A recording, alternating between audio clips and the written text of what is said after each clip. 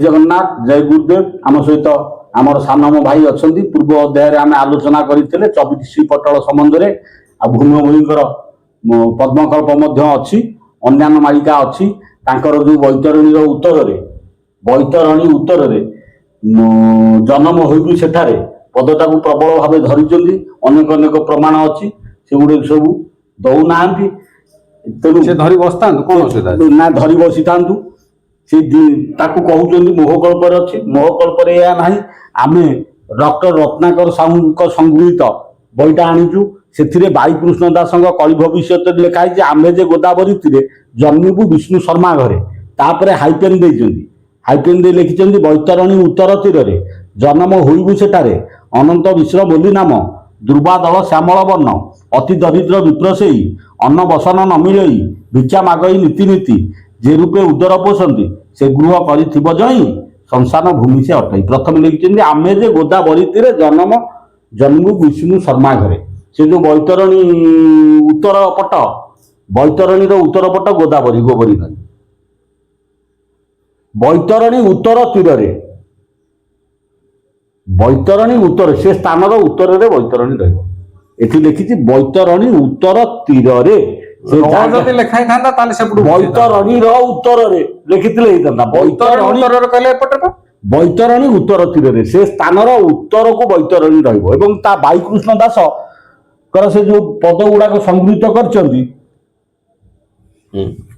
रत्नाकर साहू आंबे जे गोदावरी तीरे जन्मबू विष्णु शर्मा घरे आग लिखिकी हाइपेन दे किसी पद छाड़ी दीजिए आम कौटी जन्मबू गोदावरी कूले गोदावरी कूल जन्म ग्रहण करूँ से किए हरिहर दास आ से जगह कौन बैतरणी उत्तर तीर जन्म हो तार उत्तर को बैतरणी रजपुर जो बैतरणी नदी समस्त कहते से स्थान उत्तर को बैतरणी अनंत मिश्र बोली नाम दुर्वादल श्यामल वर्ण आम ना हो अनंत मिश्र बा अनंत ब्राह्मण को चिन्ह आम ब्राह्मण आमको समस्त अनंत बोली कहते दुर्वादल श्यामल वर्ण अति दरिद्र विप्रसेयी अन्न बसन न मिलई से परिस्थिति भिक्षा होकर सब कार्य होज्ञ भी एड़े यज्ञ हो सब भिक्षार हो तेणु संपत्ति बाड़ी किसी ना शून्य भिक्षार चली भिक्षा मागई नीति नीति जे रूपे उदर पोषंती से जो कार्य कर भिक्षा द्वारा ही करुच्ची से गृह कर संसार भूमि से अटे से जो गृह कर श्मशान जमी से संसार जगह हो से संसार भूमि गृह कर संसार भूमि त्रिकोण भूमि जामुली बंध विरूपा तीन नदीर एकत्रित स्थल विरूपा जेंगुटी केलुआ तीन नदीर एकत्रित स्थल चारिपटे चारि शिव अच्छा देवकुरी ग्राम आम स्पष्ट बुझू तार दक्षिण को रन गोबरी नदी 3 किलोमीटर दूर हाँ ना कौन अनेक अनेक आम प्रमाण देवु आ बराह मंडल बैतरणी उत्तर को कौटी से बुझात अलग प्रमाण सब देकरी जगार भूरी भूरी माने जो प्रमाण गुड़िक देकरी मन संतुष्ट कर कि ना गोटाए पद हाँ अच्छा आ गोटे कथा जदि महिमा अलग धर्म विषय से प्राधान्य दौरान गुरुत्व दौरान महिमा अलग के कल्कि रूप धारण कर आसवे ताहले महिमा अलग धर्मावलंबी निजे स्वयं भीम भोई जो पद्मकल्प लिखिं से पद्मकल्पर किसी पद मु संग्रह करते बुझे दिखाई आउ गोटे कथा बुझे दवा किसी आउ गोटे कथा देख से सालदेव कलि भारत जाजनगर बोली जान बैतरणी नदी तीरे पूर्ण विरजा शासन पाखर पूर्व भागरे आडंबर विरजा शासन पूर्व भागरे विप्लव मिश्र ब्राह्मण घरे तार घरे जन्म श्रीधरे विरजा शासन पाखर पूर्व भागरे आडंबर अडंबर बोली गोटा मौजा अच्छी विरूपा नदी कूल से विरजा क्षेत्र पूर्व को अडंबर बोली गोटे ग्राम अच्छी विरूपा कूल से नदी बंकई आसी जोटा जोटा को आपणकर लक्ष्मीधर विलास तुम लिखिं किए से अच्युतानंद महा ये चित्रोत्पलारू से धारती विरूपा बोली नाम से धारेक फिटी अडंबर ताड़ेर ସେଇଠାରେ ଯୋଗ ଆସନ ମହିମା ଯେ ବିଖ୍ୟାତ ସର୍ବସକାଗିନୀ ଜନମ ପ୍ରଭୁ ଶ୍ରୀ ଜଗନ୍ନାଥ। ଅଡମ୍ବର ପାଖରୁ ନଦୀ ତାଳେଇକିରି ଯେମିତି ତମର ଷଣ୍ଢ ମାଡ଼ଗୋଳ ହେଲେ ଗାଈ ମାଡ଼ଗୋଳ ହେଲେ ତାଳନ୍ତି, ସେଇଠି ନଦୀ ବଙ୍କେଇ ଆସିଛି। ଯୋଉଠି ବଙ୍କେଇ ଆସିକିରି ତିନି ଧାର ekତ୍ରିତ ହେଉଛି ସେଇଠି ହଉଛି କଣ ଜଗନ୍ନାଥଙ୍କର କର୍ମସ୍ଥାନ ଏବଂ ସେଇଠି ଜଗନ୍ନାଥ କର୍ମ କରୁଥିବେ ବିରୂପା ନଦୀ କୂଳରେ। ସେ ସ୍ୱତନ୍ତ୍ର ଭାବରେ ଲେଖିଛନ୍ତି ଯାଜପୁର ବୋଲି ଜାଣ ବୈତରଣୀ ନଦୀ ତୁରେ ପୁଣ। ବୈତରଣୀ ନଦୀ କୂଳରେ ଯାଜପୁର ଅଛି, ବିରଜା କ୍ଷେତ୍ର ଅଛି। ବିରଜା ଶାସନ ପାଖର ସେଇଠି ବିରଜା ପୂର୍ବ ଭାଗରେ ଅଡମ୍ବର, ତାର ପୂର୍ବ ଭାଗକୁ ଅଡମ୍ବର ବୋଲି ଗୋଟେ ସ୍ଥାନ ଅଛି, ସେଟା ବିରୂପା ନଦୀ କୂଳରେ। ଆସି ଖୋଜୁନାହାନ୍ତି ଇଏ ଗୋଟେ ଯଦି ତାଙ୍କର ବୈତରଣୀର ଉତ୍ତରରେ ସେ ପ୍ରମାଣିତ କରୁଛନ୍ତି। ଏଠି ଯୋଉ ଲେଖିଲା ତିରେପୁଣ ଯାଜନଗର ବୋଲି ଜାଣ ବୈତରଣୀ ନଦୀ ତିରେପୁଣ ବିରଜା ଶାସନ ପାଖର ପୂର୍ବ ଭାଗରେ ଅଡମ୍ବର। ବୈତରଣୀର ପୂର୍ବକୁ ରହୁଛି ବିରଜା ଶାସନ, ତାର ପୂର୍ବକୁ ରହୁଛି କିଏ ସେ ଅଡମ୍ବର ଗ୍ରାମ। ଅଡମ୍ବର ଗ୍ରାମ ଖୋଜନ୍ତୁ ହେଲା, ସନ୍ଧାନ ପାଇଯିବେ। ଆଉ ସେ ବରାହ ମଣ୍ଡଳ ଡେଇଁବନି ବୈତରଣୀ ସେପଟକୁ ଡେଇଁବନି ଭଦ୍ରକ ଆଡୁ। ବୁଝିପାରୁଛୁ କି? ସେଇ କଥା ଆମେ 24 ପଟଳକୁ ନେଇଥିଲେ। 24 ପଟଳ ପଦେ କିଛି ଆଲୋଚନା 24 ପଟଳରେ ହିଁ ରହିଛି ପ୍ରଭୁ କିଏ ହେବେ, ହରିହର ଦାସଙ୍କ ସମ୍ବନ୍ଧରେ ରହିଛି। ଜାମ୍ବେବ ବ୍ରହ୍ମ ସୁଭାଉ କଳିରେ ଯଶୋବନ୍ତଙ୍କ ଅବତାରରେ ଆସିବେ, ସେ ନାଁ ହଉଛି ହରେକୃଷ୍ଣ ଦାସ। ତେଣୁ ନିଶ୍ଚିନ୍ତ କଳ୍କି ରୂପରେ ଆସିବେ। ସେ ଯିଏ ଆସନ୍ତୁ, ମୋ କହିବା କଥା ଯିଏ ଆସନ୍ତୁ, ସେ ମହିମା ଗୋସ୍ୱାମୀ ହନ୍ତୁ, ମନ ଦୁଃଖ ନାହିଁ। କିନ୍ତୁ ବର୍ତ୍ତମାନ ସେ ବ୍ୟକ୍ତି କିଏ, କାହା ଅଙ୍ଗରେ ଖେଳୁଛନ୍ତି? ହେଲା ମହିମା ଗୋସ୍ୱାମୀ, ତମ କଥା ଆମେ ଧରୁଛୁ, ତାଙ୍କୁ ଏତେ ଗଣ୍ଠି କରୁଛ ତମେ। ବର୍ତ୍ତମାନ କୋଉଠି ଜନ୍ମ ହୋଇଛନ୍ତି, କାହା ଅଙ୍ଗରେ ଖେଳୁଛନ୍ତି, ସେଇଟାକୁ ବିଚାରକୁ ନିଅ। ସେଇ ଶ୍ରୀ ଚୈତନ୍ୟ, ସେଇ ମହିମା ଗୋସ୍ୱାମୀ, ସେଇ ଯୀଶୁ, ସେଇ ସବୁ ବର୍ତ୍ତମାନ ଗୋଟିଏ ଅଙ୍ଗରେ ଖେଳିବେ, ଗୋଟିଏ ଭକ୍ତ ଅଙ୍ଗରେ। ସେ ହିଁ କଳ୍କି ରୂପ ହେବେ। ସେ ହଉଛନ୍ତି ସୁବାହୁ ଜାମ୍ବେବ ବ୍ରହ୍ମ। ଏଇ 24 ପଟଳରେ ଅଛି, ଯିବା। ତେଣୁ ଆମେ ବର୍ତ୍ତମାନ ପଢିବା ଏକାଦଶ ପଟଳର କିଛି।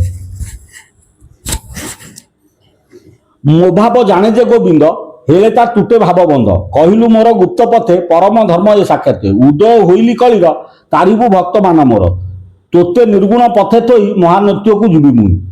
ତୋତେ ନିର୍ଗୁଣ ପଥରେ ଥୋଇକିରି ବା ତୋତେ ଦୀକ୍ଷା ଦେବି, ସମସ୍ତେ ଭକ୍ତ 64 ସିଦ୍ଧଙ୍କୁ ଦୀକ୍ଷା দিব, ତାପରେ ମୁଁ ମହାନୃତ୍ୟକୁ ଯିବ ବା ଦେହ ଛାଡ଼ିବି ନା କଣ?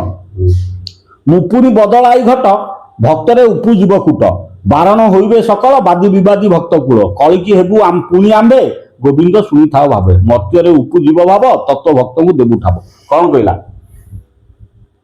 ପୁଣି ମୁଁ ଆସିବି, କଳକି ହେବି, ମହାନୃତ୍ୟକୁ ଯିବି, ପୁଣି ଆସି କଳକି ହେବି। ଏଠି ସ୍ୱତନ୍ତ୍ର ଗୋବିନ୍ଦକୁ କହୁଛନ୍ତି। ଗୋବିନ୍ଦ କିଏ? ଜଗନ୍ନାଥ। ଜଗନ୍ନାଥଙ୍କୁ ତ ଏ ବହିରେ ଗୋବିନ୍ଦ କରିଦେଇଛି ଆଉ। ଜଗନ୍ନାଥ ଛୋଟ, ସିଏ ବଡ ଆଉ ନା କଣ? କରୁ କିଛି ଯାଏସି ନାହିଁ। କଳ୍କି ତ ଆସିବେ ନା। ତୁମେ ଆସ, ଶ୍ରୀ ଚୈତନ୍ୟ ଆସନ୍ତୁ, ଯୀଶୁ ଆସନ୍ତୁ, ଆଲ୍ଲାହ ଆସନ୍ତୁ, ବୁଦ୍ଧ ଆସନ୍ତୁ, ଯିଏ ଆସନ୍ତୁ, ଯାଏସି ନାହିଁ। ଜଣେ ଆସିଛନ୍ତି, ସେ ଜଣକ କିଏ ତାକୁ ସ୍ଥିର କର। ସେଗୁଡା କାହିଁ ବଖାଣୁଛ? କର୍ମ ଆଧାରରେ ପ୍ରାକୃତିକ ଚିହ୍ନ ଆଧାରରେ ତମେ ସ୍ଥିର କରାଯିବ। ଖାଲି ବହି ଆଧାରରେ କହିଲେ କୋଉଠୁ ଆସିବ? ତେଣୁ କହିଲା ପୁଣି ମୁଁ ବଦଳାଇ ଘଟ ଭକ୍ତିରେ ଉପୁଜିବ କୂଟ। ସେ ଲେଖିଛି ଉଦୟ ହୋଇଲୁ କଳିର ତାରିବୁ ଭକ୍ତ କୁଳ ମୋର। ତୋତେ ନିର୍ଗୁଣ ପଥେ ଥୋଇ ମହାନୃତ୍ୟକୁ ଯିବି ମୁଇଁ। ପୁଣି ବଦଳାଇ ଘଟ ଭକ୍ତରେ ଉପୁଜିବ କୂଟ। ଭକ୍ତମାନଙ୍କ ମଧ୍ୟରେ କୂଟ ଉପୁଜିବ। ଭକ୍ତମାନେ କଳିକଜିଆ କରିବେ, ସ୍ଥିର ହେଇପାରିବନି ନା କଣ? ବାରଣ ହୋଇବେ ସକଳ ବାଦି ବିବାଦୀ ଭକ୍ତ କୂଳ। କଳକି ହେବୁ ପୁଣି ଆମ୍ଭେ ଗୋବିନ୍ଦ ଶୁଣିଥାଅ ଭାବେ। ଆମେ କଳକି ହେବୁ। କିଏ କଳକି ହେଇଛି ଖୋଜ, ଏଇ ବହିରେ ଅଛି ହେଲା କି? ଏଇଠି ଅଛି, ଶୁଣ।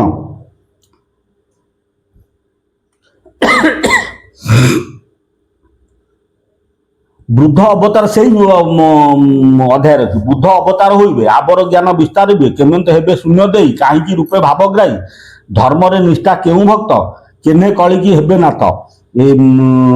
ଏହା ପୁଛଇ ଶ୍ରୀଚରଣେ ଭୋଦେବ କରନ୍ତୁ ପ୍ରସନ୍ନ। କିଏ ସେ? ଗୋବିନ୍ଦ ପଚାରୁଛନ୍ତି, ଆଦି ଜଗନ୍ନାଥ ପଚାରୁଛନ୍ତି। ଅନାଦି ଜଗନ୍ନାଥ ବା ଶୂନ୍ୟ ମଣ୍ଡଳରୁ ଖସିଥିବା ତମ ଅନାଦି ଗୋସାଇ କଣ ଉତ୍ତର ଦେବେ? ଏମନ୍ତେ କହି ଜଗନ୍ନାଥ ପାଦ ପଦ୍ମରେ ଦେଇଛି। ଜଗନ୍ନାଥ ଏକଥା କହିକିରି ଅନାଦି ବ୍ରହ୍ମଙ୍କ ପାଦ ପଦ୍ମରେ ଚିତ୍ତ ଦେଲେ। ଦୟାସାଗର ଶୂନ୍ୟବ୍ରହ୍ମ ହସି କହନ୍ତି ନିଜ ଧର୍ମ ଶୁଣ ସୁମନେ ହୋ ଗୋବିନ୍ଦ କହିବୁ ଗୁପ୍ତ ଲୀଳାଭେଦ ତୋତେ ପ୍ରସନ୍ନ ଆମ୍ଭଚିତ୍ତ ପ୍ରକାଶ କହିବା ଗୁପତ ବ୍ରହ୍ମାଣ୍ଡେ ହେବ ଯେଉଁ ଲୀଳା ଶୁଣ କହିବା ତୋତେ ବଳା ଗୁପତେ କପିଳାସେ ଯାଇ ରହିବା ଗୁରୁ ଶିଷ୍ୟ ଦୁଇ ସେ ସଦାଶିବ ହେବେ ବେଟ ପ୍ରକାଶ ସର୍ବ ଗୁଣ ଶ୍ରେଷ୍ଠ ଗୁରୁ ଶିଷ୍ୟ କପିଳାସରେ ଆମେ ପୁଣି ଗୁପ୍ତରେ ରହିବା ସଦାଶିବ ଭେଟ ହେବେ ସେଇ ସଦାଶିବ ଆସିବେ କଳ୍କି ରୂପରେ ଡୋର କୌପୁନି ତୋତେ ଦେବୁ ତୁ ପୁଣି ବ୍ରହ୍ମାଣ୍ଡେ ଫେରିବୁ ଯଜ୍ଞ ଋଷିକୁ ଦେବୁ ଦୀକ୍ଷା ଜାମ୍ବେବ ବ୍ରହ୍ମ ହେବ ଦେଖା ଜାମ୍ବେବ ବ୍ରହ୍ମ ଜାମ୍ବେବ ବ୍ରହ୍ମ ଜାମ୍ବେବ ଯିଏ ବ୍ରହ୍ମକୁ ଧାରଣ କରିବ ସିଏ ବାସ୍ ବୁଝିପାରୁଛୁ କି ସେ ଜାମ୍ବେବ ବ୍ରହ୍ମ କିଏ ଆମେ ଦେଖିବା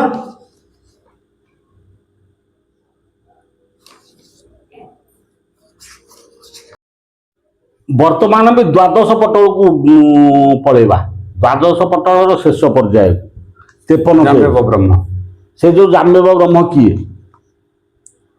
ସୁବାହୁ କଳି ଯୁଗ ଅନ୍ତେ କଳକି ବେଶ ହେବେ ମର୍ତ୍ତି ନିଷ୍କାମୀ ଭକ୍ତ ହେବେ ଗୋଷ୍ଠୀ ସେବେଳେ ତାଙ୍କୁ ଦେବେ ବାଟି ସୁବାହୁ କଳି ଯୁଗ ଅନ୍ତେ କଳକି ବେଶ ହେବେ ମର୍ତ୍ତି ମର୍ତ୍ତରେ କଳି ସୁବାହୁ ଯିଏ କିଏ ସେ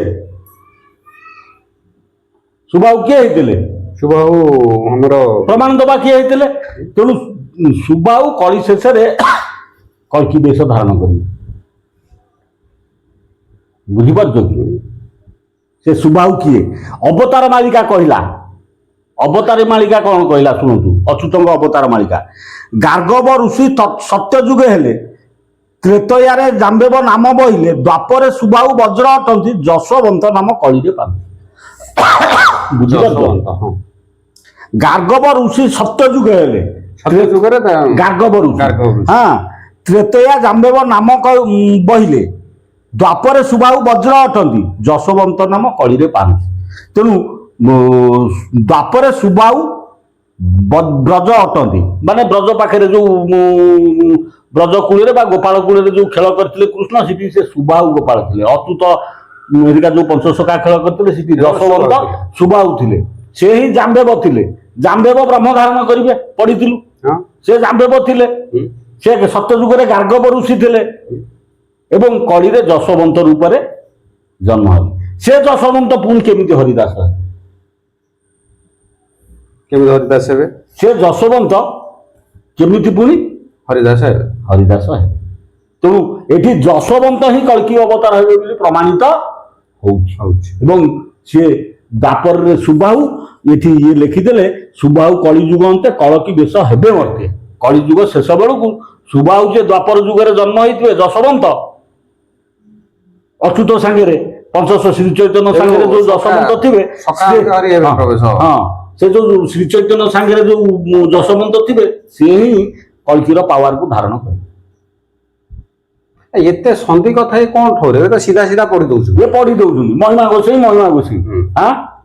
ନା କଣ ଆମେ ବର୍ତ୍ତମାନ ପ୍ରମାଣକୁ ନବା କଣ ଯେ ସୁବାହୁ ଆଉ ଜାମ୍ବେବ ବ୍ରହ୍ମ ଯଶୋବନ୍ତ ବାସ୍ ତିନିଟା କଥା ତାଙ୍କର ଲାଷ୍ଟ ବେଳକୁ କଣ ଜନ୍ମ ନା କଣ ବାସ୍ ବର୍ତ୍ତମାନ ସିଦ୍ଧ ହେଇଗଲା ଆମର ଜାମ୍ବେବ ବ୍ରହ୍ମ ହିଁ ସୁବାହୁ ଜାମ୍ବେବ ବ୍ରହ୍ମ ହିଁ ତୁମର କିଏ ସେ ଯଶୋବନ୍ତ ସିଏ ହିଁ ଶେଷ ବେଳକୁ ଯୋଉ ଜନ୍ମ ହେଇଥିବେ ସେ ହିଁ ହରିହର ଦାସ ବା କଳ୍କିଙ୍କ ଯୋଉ କ୍ରିୟାଟା ତାଙ୍କଠି ହିଁ ଖେଳିବ ନା କଣ ଆମେ ବର୍ତ୍ତମାନ ପୁରୁଣା ମୋହକଳ୍ପ 1965-64 ମସିହାର ମୋହକଳ୍ପ ଚିରିଗଲାଣି ତାର 6 ପେଜ 7 ପେଜ ପାଖରୁ ଅଛି କିନ୍ତୁ ସେଥିରେ କଥାଟା ଅଛି ଆମେ ପଢି ଦଉଛୁ ପେଜ ବାହାରି ପଳେଇଲାଣି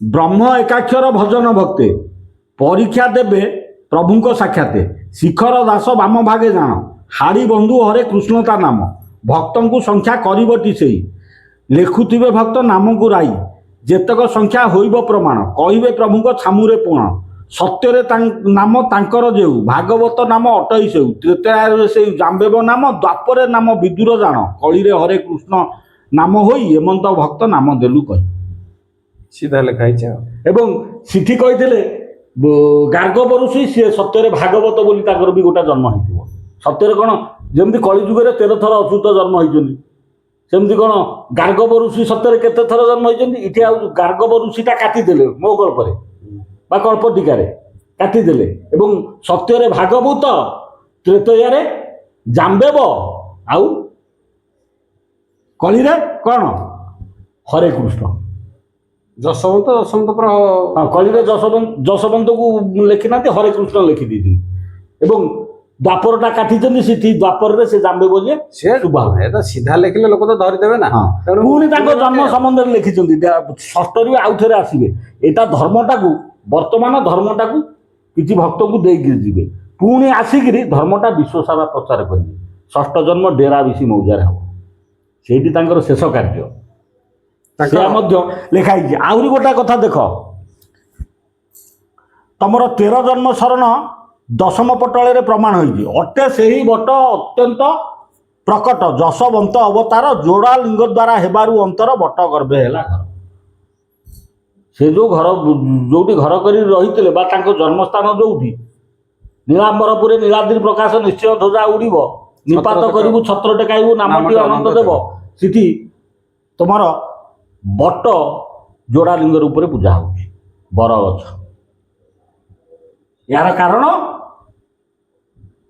ଲିଙ୍ଗ ସ୍ଥାପିବାକୁ ମନ ବଳିଲା, ଲିଙ୍ଗ ସ୍ଥାପିଥିଲେ, ଅଳ୍ପ ଅଳ୍ପ କାନ୍ଥ ଉଠେଇ ଦେଇଥିଲେ, ସେ କାନ୍ଥରେ ବରଗଛ ହେଲା କି ସେ ବରଗଛ ଏତେ ଧୀରେ ଧୀରେ ବଢ଼ିଲା, ତାକୁ ହାଣିବାରୁ କ୍ଷୀର ସରିଲା, ବରଗଛକୁ ହାଣି ପାରିଲେନି। ସେ ଲିଙ୍ଗ କାନ୍ଥ ସବୁ ବରଗଛ ଭିତରେ ପଶିଗଲା। ତେଣୁ ବରଗଛ ଯୋଡ଼ା ଲିଙ୍ଗ ରୂପରେ ପୂଜା ହେଉଛି। କୋଉଠି ନା ନୀଳାମ୍ବରପୁର, ପଞ୍ଚମରେ ଜନ୍ମ ହବୁ ବାସୁଦେବପୁରେ, ଜନ୍ମ ହୋଇବୁ ଯାଇ ବ୍ରାହ୍ମଣ ଗୃହରେ। ନୀଳାମ୍ବର ଦାସ ହୋଇଥିବ ଜାଣ, କହିଲୁ ବୁଝାଇ ରାମ ଗୁପ୍ତ ପୁରାଣ, ପିତାଙ୍କର ନାମ ଶଙ୍କର୍ଷଣ ଜାଣ, ମାତାଙ୍କର ନାମ କମଳିନୀ ଗୁଣ, ତାହାଙ୍କ ଗୃହରେ ଆମ୍ଭେ ହୋଇବୁ ଜନ୍ମ। ସେଇଠି ଯୋଡ଼ାଲିଙ୍ଗ, ବରଗଛ ଯୋଡ଼ାଲିଙ୍ଗ ରୂପରେ ପୂଜା ହେଉଛି। ଏବଂ ସେଇ ଯୋଡ଼ାଲିଙ୍ଗ ହେଉଛି ଯଶୋବନ୍ତଙ୍କ ଅବତାର। ଆହୁରି ମଧ୍ୟ ଶ୍ରୀ ଚୈତନ୍ୟ ଲେଖିଛନ୍ତି ତାଙ୍କର ପଟାମଡ଼ାନରେ, ଯୋଡ଼ାଲିଙ୍ଗ କୂଳେ ଜନ୍ମ ହୋଇବେ ଶ୍ରୀ ଚୈତନ୍ୟ ଦେବ ଯାଇ, ଗୁପୁତେ ଭ୍ରମିବେ ତପସ୍ୱୀ ହେବେ ସେ ତାଙ୍କୁ ନ ଚିହ୍ନିବେ କେହି, ଭକତ ଭାବକୁ ସକତ ହୋଇବେ ଲୀଳା ଖେଳା ପ୍ରକାଶିବ, ଭାବ ବିନୋଦିଆ ଭାବ ଲଗାଇବ କେହି ଜାଣି ନ ପାରିବ। ଆପଣ ତ ସାଡ଼ୁ ଗଲେ ପ୍ରମାଣର ଘର ସରିବ। ତେଣୁ ଯଶୋବନ୍ତ କିଏ? ହରିଦାସ ଯଶୋବନ୍ତର ପ୍ରମାଣ ଆସିଛି। ଏବଂ ତାଙ୍କରି ଦେହରେ ସେ ହିଁ ଜାମ୍ବେବ ବ୍ରହ୍ମ, ସେ ହିଁ ସୁବାହୁ, ତାଙ୍କରି ଦେହରେ କିଏ ସେ କଳ୍କିର କ୍ରିୟାଟି ସୃଷ୍ଟି ହବ। ସେ କର୍ମ ମଧ୍ୟ ସେ କରୁଛନ୍ତି, ଯାହା ଯାହା ମହାପୁରୁଷ ମାନେ କର୍ମ ଲେଖିଛନ୍ତି। ଆପଣ ତ ଏତେ କହିଲେ, ଆପଣ ଯୋଉ ମହିମା ଆଲେଖ ଧର୍ମର ପ୍ରଚାର ପ୍ରସାର ବିଷୟରେ କହୁଛନ୍ତି, ଏ ଦେଖନ୍ତୁ ଭୀମ ଭୋଇଙ୍କ ପଦ୍ମକଳ୍ପ କିଛି ପଦ ଲେଖା ହେଇଛି। ପଦ୍ମକଳ୍ପର ଦ୍ୱାବିଂଶ ଅଧ୍ୟାୟ, ଆଦି ଅନାଦି ଉବାଚ। ଆଦି କହୁଛନ୍ତି, ଆଦି ଉବାଚ, ଶୂନ୍ୟବାସୀଙ୍କ ପାଦ ତଳେ ଶରଣ ଗଲା ଆଦିବାରେ, ଶରଣ ପଞ୍ଜର ତ ବାନା, ଶରଣ ମାଗୁଅଛି ସିନା, ଭୂସ୍ୱାମୀ ବ୍ରହ୍ମାଣ୍ଡ ଠାକୁର, ଜଣାଏ ତୋହର ପୟର, କଳି ଯୁଗର ଶେଷ କଥା କହି ତୁଟାଅ ମନ ବ୍ୟଥା। ତୁମେ କଳି ଯୁଗର ଶେଷ କଥା କହିକିରି ଆମ ମନର ବ୍ୟଥା ପଡ଼ିଯାଅ। ତାପରେ ଅନାଦି କହିଛନ୍ତି, ଆଦି ଦେବୀର ଭକ୍ତି କଥା ଜାଣିଲେ ବ୍ରହ୍ମାଣ୍ଡ କରତା, ଅନେକ ଶପଥ କରାଇ କହିଲେ ବ୍ରହ୍ମାଣ୍ଡ ଗୋସାଇଁ, କରିବେ ଅନେ ଭକ୍ତେ ଅନ୍ୟାଚାର, କଷଣ ପଡ଼ିବ ଅପାର, କେହି କାହାକୁ ନ ମାନିବେ କପଟ ବୁଦ୍ଧି ଆଚରିବେ, କଷା ବସନ ରୂପେ ଦେଇ କରତା ପଣ ଥିବେ ବହି, କାହାରି ନଥିବ ଚେତା କରିବେ ନାନା ଧର୍ମ ପନ୍ଥା। କଷା ବସନ ସମସ୍ତଙ୍କୁ ଦେବେ, ଗେରୁଆ ଯୋଉ ଗୁଡେଇକିରି ରଙ୍ଗରେ ପିନ୍ଧୁଛନ୍ତି ସବୁ ଭକ୍ତମାନେ, କିନ୍ତୁ ଚେତା କାହାର ନାହିଁ, ଫୁଟାଣି ଯେ ରକ୍ଷା ନାହିଁ। କଷା ବସନ ରୂପେ ଦେଇ କରତା ପଣେ ଥିବେ ବହି, କାହାରି ନ ରହିବ ଚେତା କରିବେ ନାନା ଧର୍ମ ପନ୍ଥା, କହି କପି କେତନ ବାନା ବହି, ପର ଦ୍ୱାରରେ ମନ ଦେଇ, ପରଦାରରେ ମନ, ପରମ ବୈଷ୍ଣବ ଧର୍ମ ପ୍ରକାଶ କରୁଥିବେ ନାମ, ପାପେ ସକଳ ନାଶ ଯିବେ, କାହାକୁ ଦୋଷ ସେହି ଦେବେ, ନିଜ ଇଚ୍ଛାରେ ଯିବେ ନାଶ, ନ ଲାଗେ ଆମ୍ଭ ସଙ୍ଗେ ଦୋଷ। ସେ ଯୋଉ କପି କେତନ, ଏ ଯୋଉ ପଦ ଗୁଡାକ ପଢିଲ, ଯୋଉ ମହିମା ଧର୍ମର ଯୋଉମାନେ ଗୃହୀ ଭକ୍ତ ଥିବେ, ଗେରୁଆ ପିନ୍ଧୁଥିବେ, କିନ୍ତୁ ସଦା ସର୍ବଦା ପାପରେ ଲିପ୍ତ ଥିବେ ବୋଲି ଲେଖା ହେଇଛି, ସେଗୁଡା ସବୁ ନାଶ ହେବେ ବୋଲି ଲେଖା ହେଇଛି। ବୁଝିଲେ କି? ପାପ କର୍ମ କରିବେ, ପରଦାରରେ ମଜିବେ, କହିବେ ଆମ ଧର୍ମ ସବୁ ନାଶ ଯିବେ, ସେ ଧର୍ମ ନଷ୍ଟ ହବ। ନୂଆରି କରିବି ମୁଁ ଧର୍ମ ପୁଣି ନୂଆ ଧର୍ମ ମୁଁ କରିବି। ନୂଆରି କରିବି ମୁଁ ଧର୍ମ ନବୀନ ରୂପ ମୋର ଜାଣ ନିତ୍ୟ ରାହାସ କରାଇବି ସତ୍ୟ ମୁଁ ସିନ୍ଧୁ ସଙ୍ଗେ ଥିବି ସିନ୍ଧୁ ଯେ ସେନାପତି ମୋର ସେ ଅବା ଥିବ ସଙ୍ଗତର ସମସ୍ତ ଭକ୍ତଙ୍କ ବାରତା ସିନ୍ଧୁକୁ କହିବି ଦେବି ସର୍ବଚିନ୍ତା ଥିବି ମୁଁ ବ୍ୟାସ ସରୋବର ଖଣ୍ଡଗିରି ଯେ ଯାଜପୁର କପିଳାସ ଯେ କନ୍ଦରରେ ଥିବି ମୁଁ ଏକାମ୍ବର ଠାରେ କୈଶର ରାଜ୍ୟ ଭକ୍ତ ମୋର ଅଛି ଅର୍ଜୁନ ମହାବୀର ତାହା ସଙ୍ଗରେ ଖେଳ କରି ସୈନ୍ୟକୁ ସାଜିବି ନୂଆରି ସମ୍ବଲପୁର ଠାରୁ ଜାଣ ନବପ୍ରସ୍ତର ମୋର ସୈନ୍ୟ ନବୀନ ରୂପଟି ମୋହର କଳକି ଲୀଳା ଅବତାର ଶୂନ୍ୟ ସମାଧି ବିନୁ ମୁହିଁ 60 ବରଷରେ ଯାଇ ସାଜିବି ମୋର ଭକ୍ତ କୂଳ ସିନ୍ଧୁ ସଙ୍ଗତେ କରି ମେଳ ସଭା ମଣ୍ଡପ ପରେ ବିଜେ ସୁନ୍ଦର ଶ୍ରୀମୁଖ ବିରାଜେ ଶୁଣବ ଦେବୀ ସାରସ୍ୱତ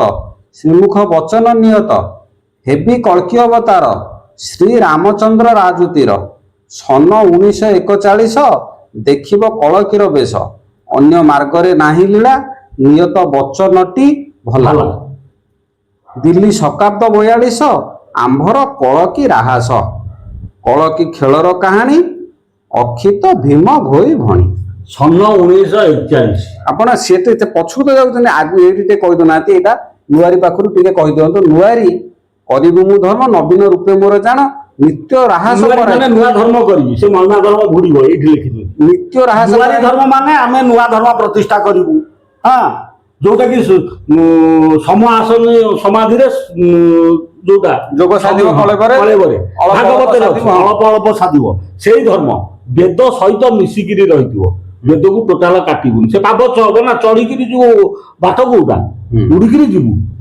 ପାହାଚ ଚଢିକିରି ଯିବୁ ତେଣୁ ଶ୍ରୀମନ୍ଦିରରେ 4 ଦ୍ୱାର ନୀଳଚକ୍ର ହଉଛି 5ମ ଦ୍ୱାର ସେଇଠି ନିର୍ବେଦ ସ୍ଥାନ ଶିଶୁ ଅନନ୍ତ ଲେଖିଛନ୍ତି ତେଣୁ ବେଦ କାଟି ହବନି କ୍ରିୟା କର୍ମ କାଣ୍ଡ ସମସ୍ତ ରଖିବୁ ଶେଷକୁ ଯୋଉ ଲେଖା ହେଇଛି ନିତ୍ୟ ରାହାସ କରାଇବି ସତ୍ୟ ମୁଁ ସିନ୍ଧୁ ସଙ୍ଗେ ଥିବି ନିତ୍ୟ ରାହାସ କରାଇବି ମୁଁ ନିତ୍ୟ ରାହାସ କରାଇବି ସିନ୍ଧୁ ସଙ୍ଗତରେ ଥିବି ସିନ୍ଧୁ ଆମ ମତରେ ସିନ୍ଧୁ ହଉଛନ୍ତି କିଏ ସେ ସିନ୍ଧୁ ସମୁଦ୍ର ନା କଣ ଆମେ ବୁଝିବୁ ସମୁଦ୍ର ସମୁଦ୍ରର କନ୍ୟା ଯୋଗମାୟା ଲୋକମଳା କମଳାଙ୍କ ସହିତ ଲେଖା ସିନ୍ଧୁ ଯେ ସେନାପତି ମୋର ସିନ୍ଧୁ ଯେ ସେନାପତି ମୋର ସେ ସିନ୍ଧୁ ସେନାପତି କୃପା ସିନ୍ଧୁ ଦାସ ସେ କହୁଛନ୍ତି ସେ କୃପା ସିନ୍ଧୁ ଦାସ ଜନ୍ମ ହେଇଥିବ ହେଇଥାଉ ଯାଏ ନାହିଁ ସେ କିନ୍ତୁ ଜନ୍ମ ହେଇଥିବ ସେ କିଏ ଆମର ରୁଷିଆ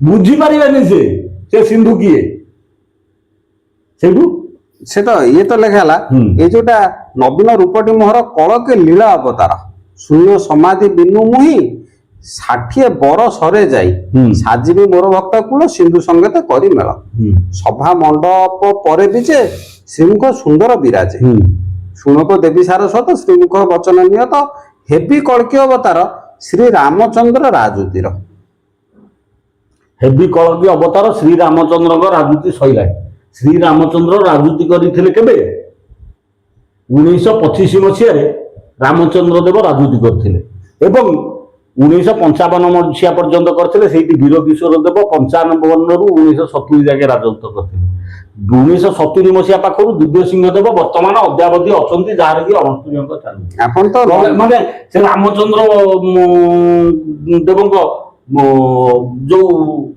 ଅଙ୍କ ଲେଖା ହେଇଛି ସେଇଠି କଳ୍କି ଅବତାର କୁଆଡେ ଗଲେ କଳ୍କି ଅବତାର ଆଚ୍ଛା ଦେଖନ୍ତୁ ସେ ତ ଭୁଲ ଲେଖିଲେ ସେଟାକୁ ପ୍ରମାଣ କରିଦଉନାହାନ୍ତି ଆମେ ପ୍ରମାଣ କରିଦବୁ ଆଚ୍ଛା ଏଠି ଲେଖା ସନ 1941 ଦେଖିବ କଳକିର ବେଶ ସନ 1941 ତା ପୂର୍ବରୁ କଣ ଲେଖିଛି